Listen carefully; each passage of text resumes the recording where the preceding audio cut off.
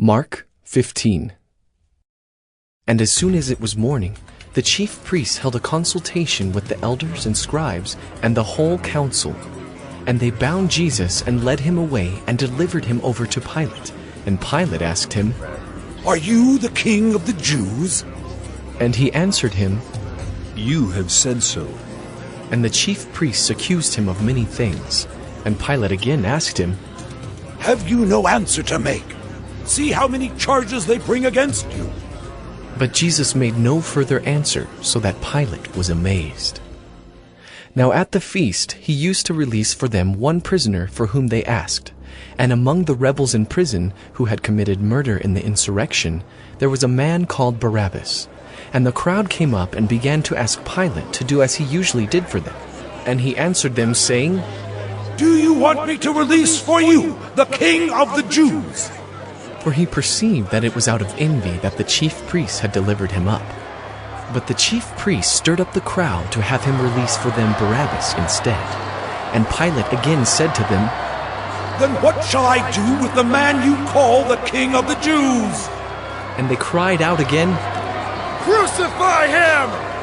And Pilate said to them, "Why? What evil has he done?" But they shouted all the more, "Crucify him!" So Pilate, wishing to satisfy the crowd, released for them Barabbas, and having scourged Jesus, he delivered him to be crucified. And the soldiers led him away inside the palace, that is, the governor's headquarters. And they called together the whole battalion. And they clothed him in a purple cloak, and twisting together a crown of thorns, they put it on him, and they began to salute him. "Hail, King of the Jews!" And they were striking his head with a reed, and spitting on him, and kneeling down in homage to him. And when they had mocked him, they stripped him of the purple cloak, and put his own clothes on him. And they led him out to crucify him. And they compelled a passerby, Simon of Cyrene, who was coming in from the country, the father of Alexander and Rufus, to carry his cross. And they brought him to the place called Golgotha, which means place of a skull. And they offered him wine mixed with myrrh, but he did not take it. And they crucified him, and divided his garments among them, casting lots for them, to decide what each should take.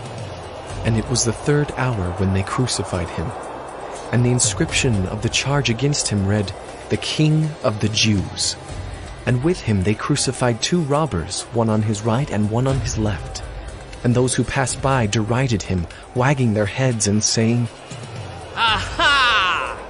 You who would destroy the temple and rebuild it in 3 days, save yourself and come down from the cross." So also the chief priests with the scribes mocked him to one another, saying, Well, he saved others. He cannot save himself. Let the Christ, the King of Israel, come down now from the cross, that we may see and believe. Those who were crucified with him also reviled him. And when the 6th hour had come, there was darkness over the whole land until the 9th hour. And at the 9th hour Jesus cried with a loud voice, "Eloi, Eloi, lama sabachthani," which means, "My God, my God, why have you forsaken me?" And some of the bystanders hearing it said, "Behold, he is calling Elijah."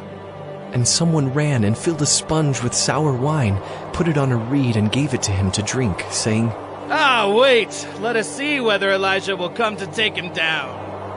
And Jesus uttered a loud cry and breathed his last.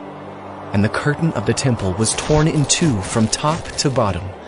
And when the centurion who stood facing him saw that in this way he breathed his last, he said, "Truly, this man was the Son of God." There were also women looking on from a distance, among whom were Mary Magdalene, and Mary the mother of James the younger and of Joses, and Salome. When he was in Galilee, they followed him and ministered to him, and there were also many other women who came up with him to Jerusalem. And when evening had come, since it was the day of preparation, that is, the day before the Sabbath, Joseph of Arimathea, a respected member of the council, who was also himself looking for the kingdom of God, took courage and went to Pilate and asked for the body of Jesus. Pilate was surprised to hear that he should have already died, and summoning the centurion, he asked him whether he was already dead. And when he learned from the centurion that he was dead, he granted the corpse to Joseph. And Joseph bought a linen shroud, and taking him down, wrapped him in the linen shroud and laid him in a tomb that had been cut out of the rock. And he rolled a stone against the entrance of the tomb. Mary Magdalene and Mary the mother of Joseph saw where he was laid.